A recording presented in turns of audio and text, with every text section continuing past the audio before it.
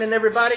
Your boy Farley here, and yeah, I'm here to do another installment of my greatest heavy metal and hard rock songs in the 1980s, and I'm doing year by year. So I go to each year of the 80s and pick the best metal song or hard rock song for that year, and I've done all the way through 83, so this installment will be 1984. It's getting harder and harder to pick because there's, 1980 and 81 and 82, there's a few bands, and then kind of metal explodes there in the mid-80s and kind of takes all kinds of different directions, thrash, power, speed, whatever. And so it's getting harder and harder. And I don't pre-pick any years until I get to that year. And so for the last couple of days, I've been focusing on 84 and reading a lot, on the impacts of these songs, because sometimes it's not my favorite song of 1984, but it's the one that has the most impact. And so I look at a lot of different factors in, choosing the best song, and a lot of that is, did it help metal grow? Did it change it? Did it add a new element of metal that, that was unique and allowed the genre to expand out, later on into death metal, black metal, and all these different things. And so I look at a lot of different things and come up with my song of the year. And so I'm just going to jump right in this. I don't want to keep these too long. And I'm going to just count them down from number 3 down to number 1. So number 3 for me is going to be Anthrax from the album Fistful of Metal, their debut album. A lot of people don't like the vocalist. I won't say his name because a lot of people go, I dig him. I like Joey better. I don't like Bush. I don't like that Bush that sang for Anthrax. But the song I'm picking off of here, Metal, Thrash, and Mad. And why do I pick that song? I think there'd be a lot of people that wouldn't pick that. But I think that you had the Bay Area exploding with its thrash scene, and you had some power metal that was coming out of Washington's. But of course you had some punk and hardcore in Boston, D.C., as well as New York. But Anthrax is what put East Coast metal on the map with that album right there, and it continued to grow with their other albums. But Metal, Thrash, and Mad, it gave the people on the East Coast a band and a song, like an anthem, And so I think it was a huge impact. Lots of bands came after them in the New York, New Jersey area. Of course, you had like Overkill and Nuclear Assault, but tons of other bands.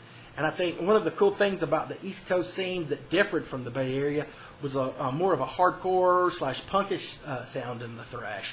That to me, West Coast thrash, more of a new wave of British heavy metal influences in the guitars.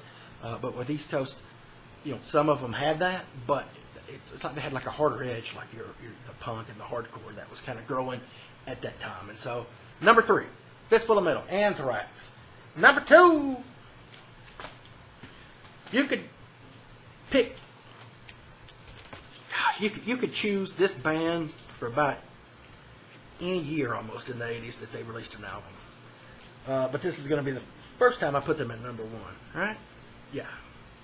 So Iron Maiden, Power Slave. And the song I'm picking off of Power Slave is Rhyme of the Ancient Mariner. Why? Okay, so for the first time, I won't say for the first time, but you had a popular band doing songs that were like, how long is that song? It's over 10 minutes.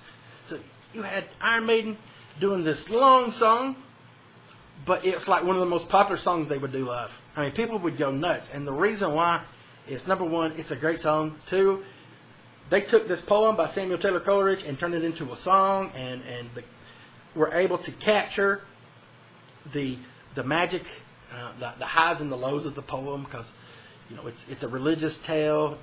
It's also a tale of be kind, not only to people, be kind to animals, and all these different elements that are in there.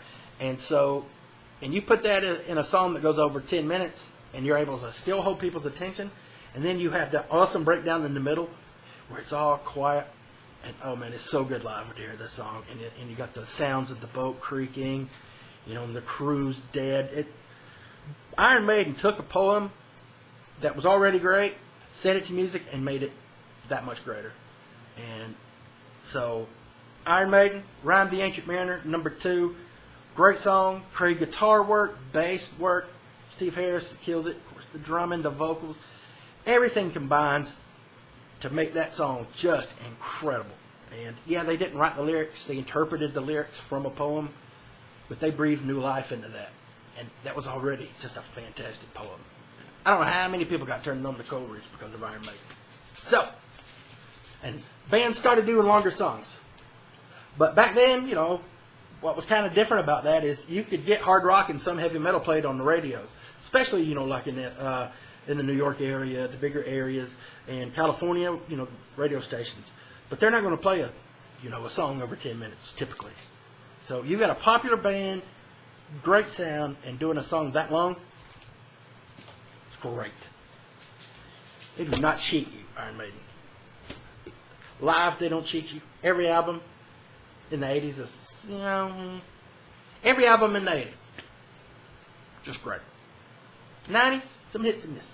Still great band. All right, so finally, what's number one? Okay, so let's take a little trip back to 1984.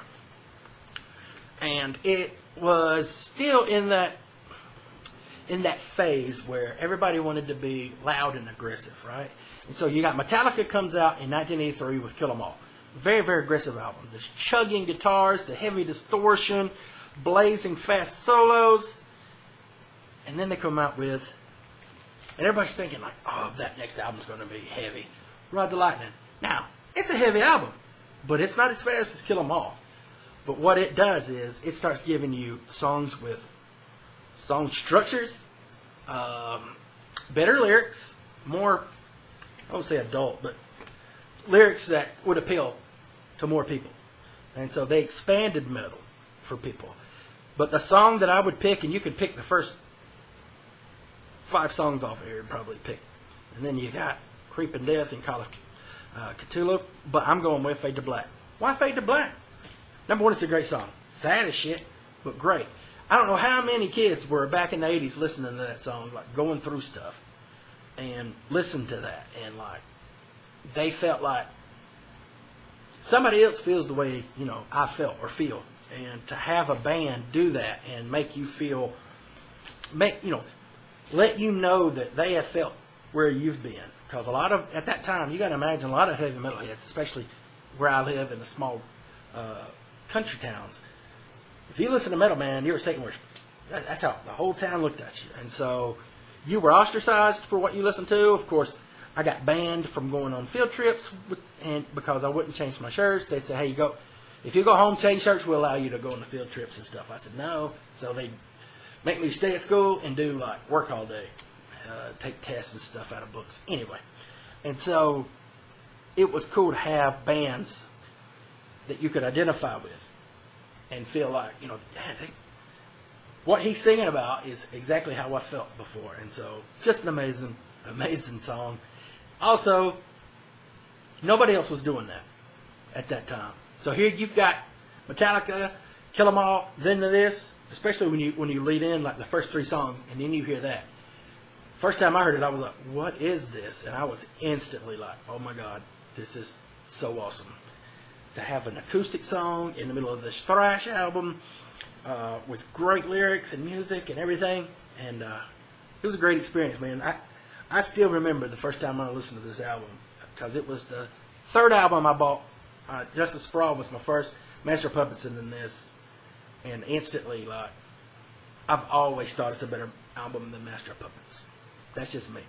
But yeah, that's my song of the year, man. So many things. And then other bands started doing, you know, thrash bands started including some acoustic elements. And one of the things Metallica did with that song, too, is it builds up. You know, it starts out slow. It has these heavy breaks. Then it goes back slow. And then that end just really delivers. And it's just solid song all the way through, man. And it's a great album. I got nothing to say against any of the songs. I actually like, what is it? Escape. I know the band doesn't dig it, but I like it. I like the whole album. So, all right, that's it. 1984. I went a little bit longer than I thought. Sorry, but yeah, we're all kind of stuck at home this weekend, right? Unless you're working. If you're still working, hope everybody's being safe, man. And if you're stuck at home, you know, while this crazy coronavirus is out and about, man, take care of yourselves, take care of your families, be safe. And if you're working like me, still do the best you can. Limit your contacts as much as possible. And yeah, man, listen to music. Take care, everybody. Thanks for watching as always. And we'll talk to you soon. Farley out.